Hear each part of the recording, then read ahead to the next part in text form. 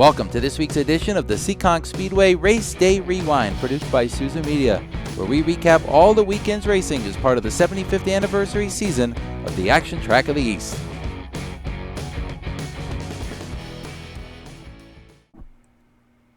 Hello, ladies and gentlemen, and welcome back to another edition of the Seekonk Speedway Race Day Rewind Report. This past weekend, only one night of racing at the third mile. Unfortunately, Mother Nature won the second night on NASCAR Saturday. We've got a lot to go over, though, with what happened on Fast Friday. That, of course, taking place on Friday, July the 17th. Make that the 16th of July.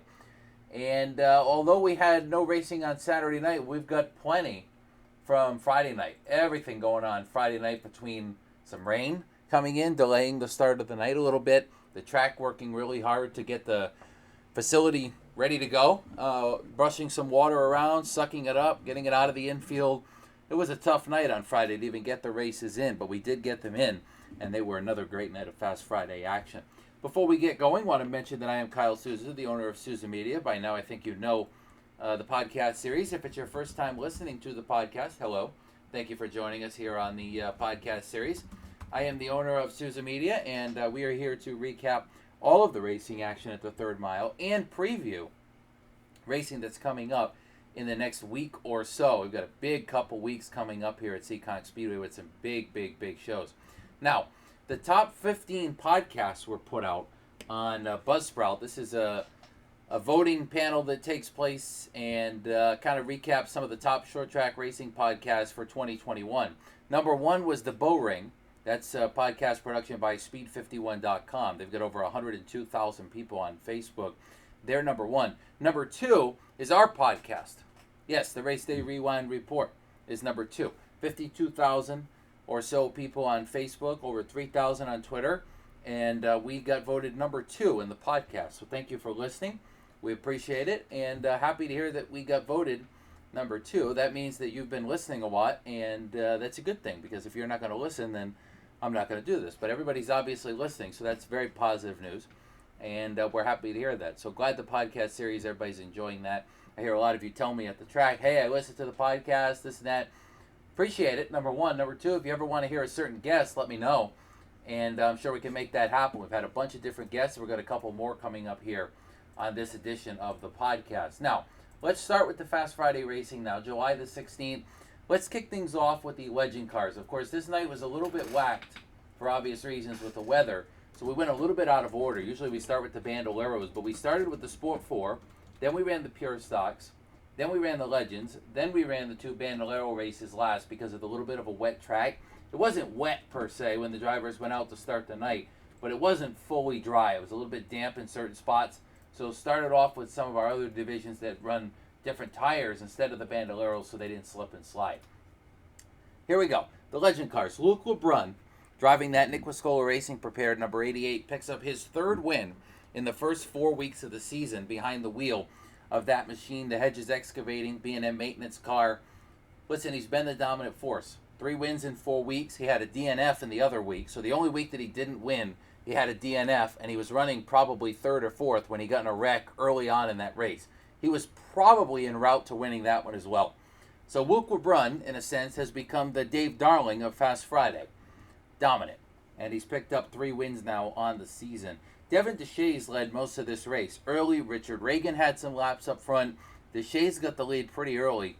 And it looked to me like Devin Deshays was going to grab his first career Legends Cars win. Now, everybody knows him from the Bandoleros, where he dominated and won the championship.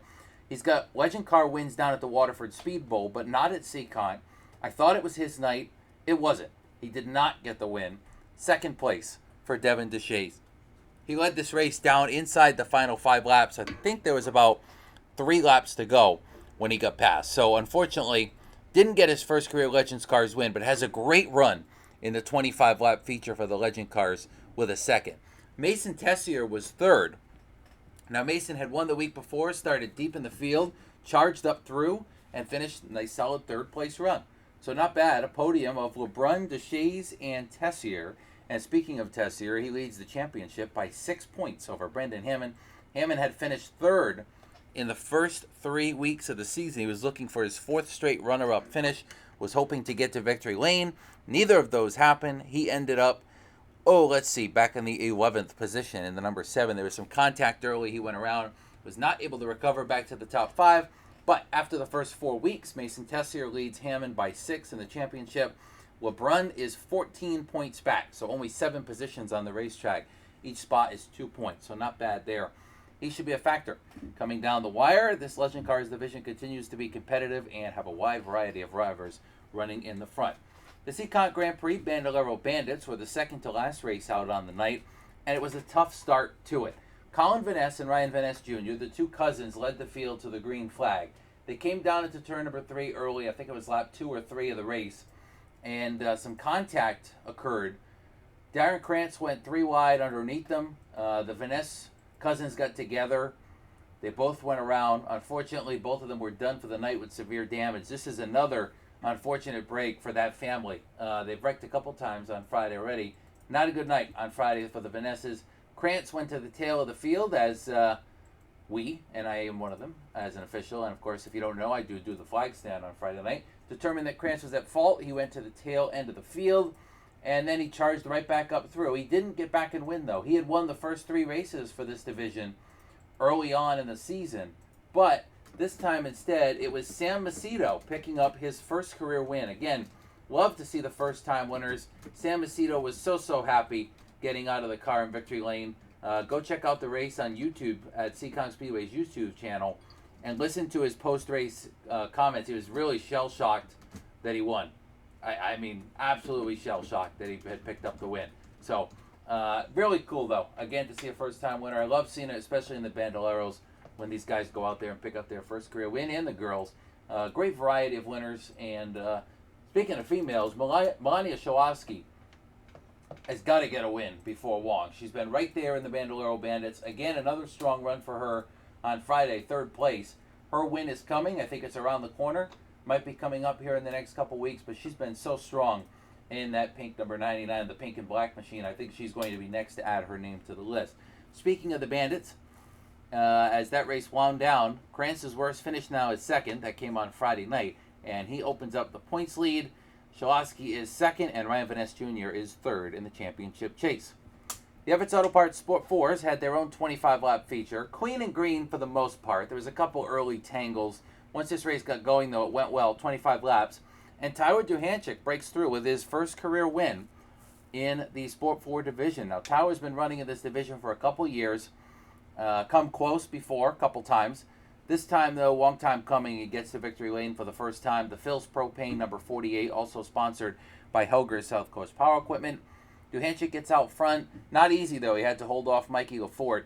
And Lafort was right there all over the back bumper. Just could not get around. So Lafort's had a strong start to the year, though. There's nothing to be ashamed of there behind the wheel of the number 13. I almost forgot his number, lucky 13. So Lafort picks up 2nd in this one. Dave Simpson Jr., his first career podium, he was 3rd. Tim Bolger was 4th, and Carlin Levesque was in 5th. Duhancik picks up the win, though. Speaking of the point standings in the other divisions, Lafort leads the Sport 4 standings after 4 weeks by 8 points over Crystal Murray. Dave Simpson Jr. is 3rd, and I mentioned that's his first podium this past Friday. Very impressive for Dave Simpson Jr. Very impressed this year. He's picked up the pace a lot over the last couple of weeks compared to how he was in recent years. So, congratulations to them. They've had a good run. All right, we're going to take our first break. Welcome in our first guest of the Race Day Rewind podcast. That's going to be Tyler Duhancik, driver of the Phil's Propane number 48. Picked up his first career win this past Friday in the Sport 4 division. And we are going to talk to him right here on the Race Day Rewind. Stick with us around the break, and we will hear from Tyler. All right, welcome back from the break. I mentioned our first guest of this week's Race Day Rewind podcast was going to be feature winner in the Everett's Auto Parts Sport 4. Tyler Duhancik has now joined us here on the podcast. Now, Tyler, your first career win on Friday. I know you've been fighting for this for a couple years now. At first, you struggled in the Sport 4 division. I think you'll say that. Took you a little bit to get your feet wet, get the car under you. A little bit of a different ride, nice paint scheme, and this year you've come out guns blazing. And it's got to feel good to finally park that car in victory lane for the first time. Oh, that it does. The car, like you said, I started out when I was in the Ford Mustang just to get my feet wet.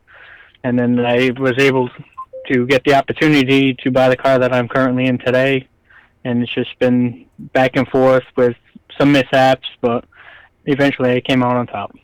Yeah, I mean, last Friday's race was not an easy one by any stretch of the imagination. I was just mentioning a few moments ago that it was a pretty clean and green race in the second half. The beginning was a little tough, but you're one of those guys that's qualifying well. You're running well in time trials, so you've got to kind of work your way through the field from the back. It wasn't too hard, though. You got up to the front, took the lead, and then you got Mikey LaFort breathing down your neck there at the end. Did you know how close he was? Because he tried a couple times to get by you. I knew he was right there with me every step of the way. There was actually a brief moment where we had a little contact, but he let me straighten out and everything. But right down to the wire, I didn't know where he was exactly. Well, it worked out. Picks up his first career win in the Sport 4 division. A couple weeks before that, you got in a pretty nasty wreck, and you guys rebounded. Put the car back together. You had a week off because of Mother Nature, unfortunately. She's been wreaking havoc with us here. But that probably is a good testament to your team as well, right, to get that car back together. How damaged was it? Was it severely damaged or just a little bit? It wasn't severely damaged. It was actually a suspension piece that was broken on it. And it actually, the Thursday before the race, before it got rained out and everything, was when I was able to get the part in and back together. Wow, so only a day before what would have been, I guess, in this sense, Mother Nature kind of helped him out a little bit to have a chance to debrief for a week, get himself ready, and obviously it paid off, picking up your first career win. I know there's some people that have been helping you out, Tyler, that you probably want to thank. A lot of guys, of course, Phil's Propane, a major track sponsor, and one of your major sponsors as well, and therefore a family member as well. But I know there's a lot of people that are behind this effort that's allowed you to get your first win. Well, I definitely have to thank Phil for being my sponsor and everything, because without him I probably wouldn't be out there. I definitely have to thank my crew, my brother, who's been by me every step of the way, my mother, she's been every step of the way as well. I have to thank Kevin, Casper, Bill Prisco, and Jordan Lopes, because those guys, they have given me a lot of input and has helped get the car where it is today. Yeah, and how about now? One down. How many more to come here? You excited to get back to the track and try to do it again? Oh, definitely. That's always the goal. All right, Tyler Duhancik's going to try for win number 2 this coming Friday night, and he's going to try to do it in a special event, the Phil's Propane Triple Crown Series. I'm sure he wants to win that one. Tyler, congratulations once again. We wish you the best of luck the rest of the year, and we'll see you at the track this coming week. Will do. All right, that's been Tyler Duhancik. We're going to take a quick break. When we come back, we'll talk to Bando Outlaws, the Pure Stocks, and then see what's coming up here over the next couple weeks.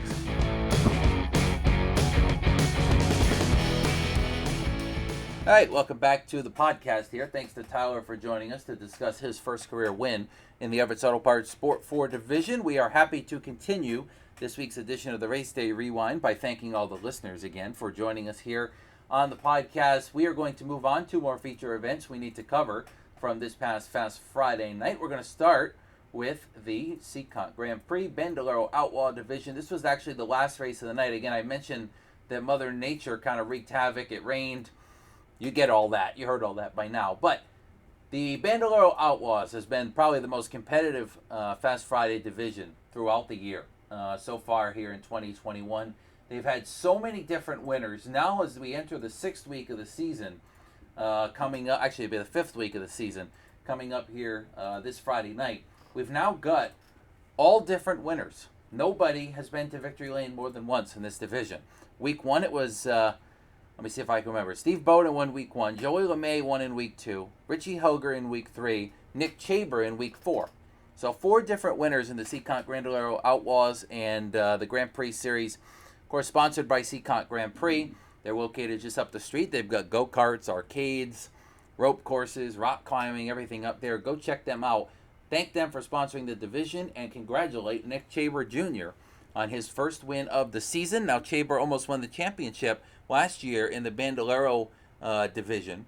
He was really strong in this division. Isaiah Newcomb ended up beating him. He's had a tough start to the year, but a great way to rebound in Everett's Auto Parts victory lane for the first time on the year. Early on, his teammate Jace Mungin went really hard into the turn 2 wall, a breathtaking crash. And I know people overuse that a little bit, but this was really a scary wreck for Jace Mungin. Head on into the turn 2 wall, basically at full speed. Was very happy to see him get out of the car unscathed. So Chaber ends up winning it, and pretty clean and dominant fashion for him in the 0-0.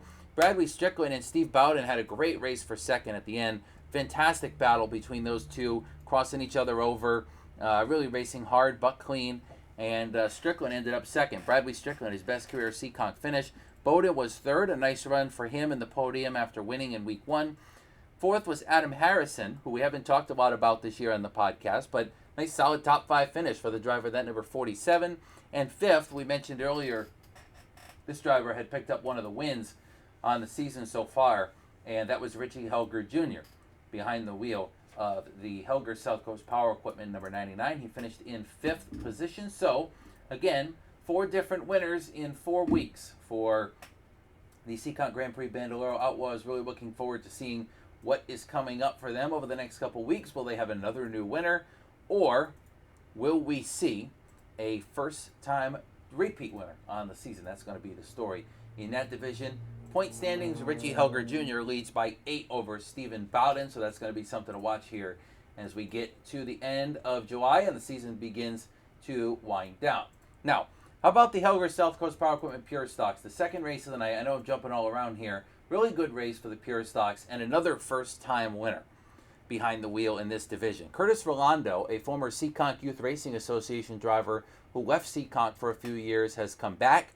He did not win, but he led the race for a majority of it, probably about half the race from the pole position.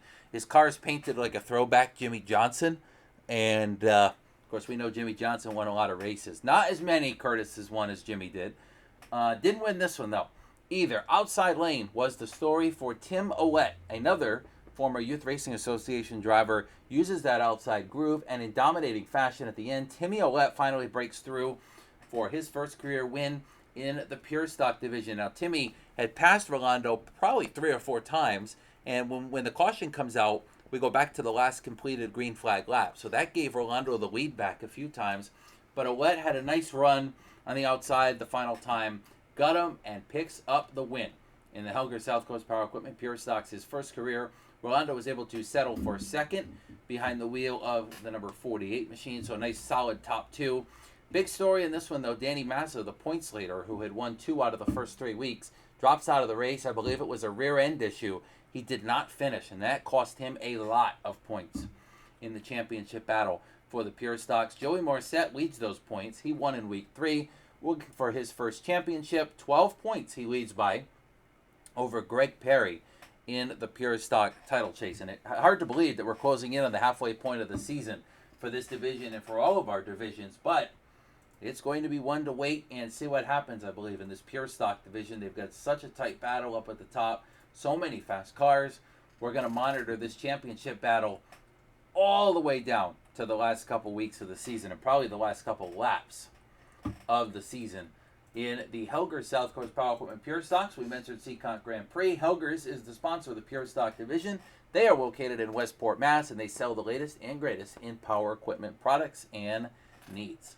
All right, that's it for the Fast Friday recap. We're going to take a quick break. When we come back, we're going to welcome in our final guest of this week's edition. I'll keep that a surprise till we figure out who it is around the turn, so stick with us, and then we're going to come back and recap what is coming up, or preview, I should say, what is coming up over the next couple weeks. Couple big race nights coming up. Stick with us.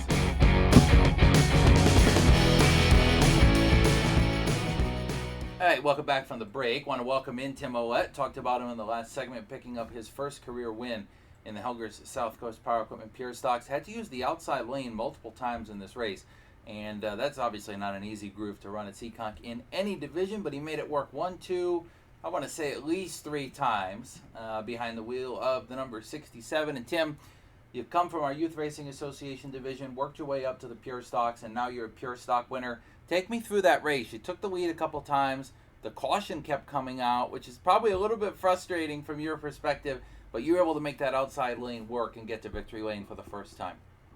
Yeah, I had to work the outside lane.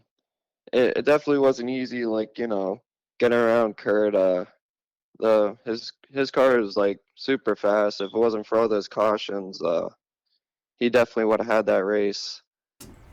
Well, Tim, I mean, difficult to adapt to this car, I would say, over the course of your career. I mean, you started in the Mini Cup division. You won there. You were successful at the lower levels. You worked into the Sport 4, and you weren't overly successful in the Sport 4. I think you'd agree with that. I think you probably wanted to run a little bit better there. And then you made this jump to the Pure Stocks.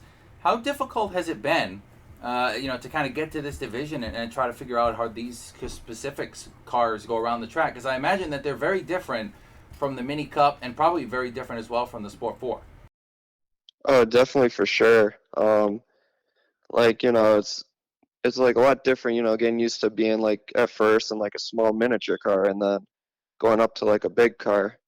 Yeah, like the Sport 4 division, it was a great division. It's just, by the time I got like, the car I had at the time, uh, everyone else, like the car was fast, but everyone else, was getting faster, and like all the Integras, the Saturns, and uh, I just didn't really come out, being as fast to get, up there to win it. So, uh, I did a lot of talking, and then we ended up, selling the car, and we ended up getting the pure stock. And then, with just a little bit of work, and well, not a little bit of work, but a lot of work, we ended up getting it to be like one of the fastest cars every week. So, Yeah, I mean, it's worked out for you.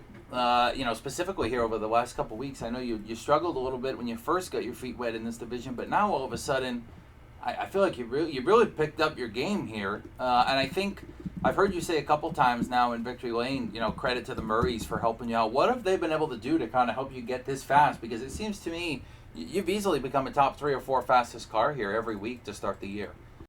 yeah, I don't know, it's just something about them. They know how to make cars fast, and um, ever since like, the beginning of the year, they helped us out like every race, and they're awesome people, and um, Rob knows what he's doing. He knows how to make like any car fast. Yeah, I would say so. Especially what Richie Murray's been able to do in the truck division, and now jumping into the late model, kind of, I don't want to say blindsided, but he's jumped into that late model and really been impressive early in the season here. Tim, I know there's some people other than the Murrays too that are kind of behind you here to get this effort going. It's not easy to win in any division, especially this one, but I know there's some people you probably want to give a thanks to that have been able to help you get here. Yeah, I want to thank my grandfather. He did such a great job on the car, making it fast each week. Uh, Pretty much like anything, any point of the day, he's always working on the car. And then also, like once again, I want to thank the Murrays for all they do, and then Ray with Ray Tech for all the help. Brad Souza, I want to thank him for all his advice and helping me out. And then Phil's Propane for sponsoring. Helger's South Coast Power Equipment for sponsoring the Pure Stocks. And then, of course, Seekonk Speedway for like, letting this happen. Well, Tim, we wish you the best of luck the rest of the season. It's been a pleasure to chat with you here for a few minutes on the podcast. We thank you for coming on and wish you the best of luck. And I'm sure we'll be talking to you again here as the season goes along, as you try to get another win now that you got one, and maybe you can even contend for the championship here as the season comes down to the wire. All right, that's been Tim Oullette. We're going to take a quick break, and then we're going to preview what's coming up here in a busy, busy couple weeks at the Action Track of the East. Stick with us.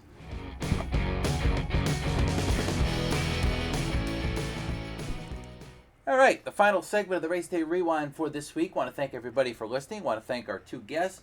And want to thank all of you in the stands for toughing out Friday, getting a little bit wet and hanging out, and then coming on Saturday. Unfortunately, NASCAR Saturday did not happen. Mother Nature with some terrible thunderstorms, lightning, heavy rain, the loudest thunder I've heard in my life. I swear to God, it was very loud and very scary for a lot of people. Very, very loud. The lightning was close. Everybody, it was okay. We tried to run the race, looked like we were going to be all set, and then it rained again. So we were not able to run NASCAR Saturday. Coming up this week, Friday night, July 23rd, another round of Fast Friday. Tickets are just $10 for adults. 12 and under are free. Triple Crown Series for the Phil Series continues for the Everett's Auto Parts Sport 4s. Round 2 for them. We've also got the Helger South Coast Power Equipment Pure Stocks. the Knicks Pit Stop Legends and the Seekonk Grand Prix Bandolero Bandits and Outlaws. So another full night of Fast Friday is coming up on Saturday, July 24th. The annual Shriner Clowns Night at Seekonk Speedway. Of course, the clowns are going to come and clown around with us. A few of the drivers that will win are probably clowns themselves. That's the funny part about the Shriners Night. Most of the guys that end up winning call themselves clowns, and they fit right in. It's a fun night, though, with Rhode Island Shriners Crowns and everything they do for charity and everything that they've got going on. So really appreciate them coming down. And, of course, they didn't come last year due to the pandemic. We didn't have a Shriners Night. So excited to see them back this year and looking forward to the clowns at the track. Pro Stocks, round 2 of the Phil's Propane Triple Crown Series for them. 40 laps there to see who makes the finale. The Everett's Auto Parts late models are in town for the Diamond Dash race, 30 laps. The special distance there, special money there on the line, a little bit of extra. Sportsman and the Helger South Coast Power Equipment Sportsman Power 5 race. And a little bit of extra money there with a 25-lap race. And, of course, we'll have the Chaz Auto Body Sport Trucks. Remember, our extra distance races are not extra distance right now. It's just normal laps. We're still having Triple Crown. We're still having Diamond Dash, Power 5, etc. But they're at normal distance due to the tire shortage, so we don't run out of tires. So that's important to recognize. Big night coming up on Saturday, July 24th. Tickets $15 for adults, and you can check that out and purchase them ahead at seekonktickets.net. You're also going to want to check ahead to the upcoming event slate. July 28th, a big Wednesday night spectacular for the Pro All-Star Series. $10,000 to win for the past tour. The invaders of the Pro All-Star Series Super Late Models coming in to compete against a stout list of Seekonk regulars, including Dave Darling, Tom Scully Jr., Mike Brightman, and many, many more. That's a big race. $10,000 to win Wednesday night, July 28th, 150 laps. You won't want to miss that one. Also involved there is the Past Modifieds, their first ever visit to Seekonk Speedway. That should be fun. And a big Legends Cars race, very, very big Legends Cars race is planned. $1,000 to win on the line in the 30-lap event. Again, $1,000 to win, $350 for second. Biggest paying Legends race, minus last year's Nick Wiscola Summer Showdown. Very similar purse to that. $1,000. So Past Pro Stocks for $150, $30 for the Legend Cars, and the Past Modifieds in town for their first ever appearance. That is going to be a 50-lap race. I think that's going to be a good one as well. The weekend following that, Friday night, we've got Fast Friday, July 30th. And then Saturday night, July 31st, another thrill show is in town. And it's been, feels like a week or two since we've had one of those with the way the weather has worked out. But we will have another thrill show coming up on July 31st. That means the Saturday night drivers are off that night. And following that, we've got another busy week coming up, first week of August, with Fast Friday and NASCAR Saturday action. And then Sunday, August 8th is going to be a big day as well with the monster trucks coming to town. Always really a pleasure to watch the monster trucks jump around the infield. Happy to see them and look forward to that show here coming up in a couple weeks. Don't forget, for those who forgot, the Open Wheel Wednesday tickets that you purchased for the race that was scheduled for June 30th. Obviously, that way is postponed due to weather. That is rescheduled for August the 25th. So don't forget about that either. If you are going to come back, I hope you will. And if you did not buy a ticket to Open Wheel Wednesday the first time, this is a prime opportunity for you to do it behind the wheel of your car. Just drive it over to the track, get in the stands, and hang out and watch the modifieds for $10,000. That's August 25th, still a while away. The big one, though, coming up is Wednesday, July 28th, that pass race for $10,000 to win with the nice support division lineup as well. Well, that's it for now on the Seekonk Speedway Race Day Rewind. Again, want to thank all of our guests for joining us. Thank Ed St. Germain for pushing some of the buttons behind the scenes to get everything together so we can come out here and enjoy the podcast series. Thanks for listening. We appreciate it. We'll have another podcast, of course, coming up next week after another full night of racing action at the Third Mile. Fast Friday and NASCAR Saturday coming back. Weather advanced a couple days ahead here looks pretty good, so Mother Nature's really tried to wreak havoc with us over the first couple weeks of the season, and I am looking forward to seeing what comes up here in the next couple weeks with nice weather at the Third Mile. For now, enjoy the rest of your week. We will see you at the track this weekend. Thanks for joining us, and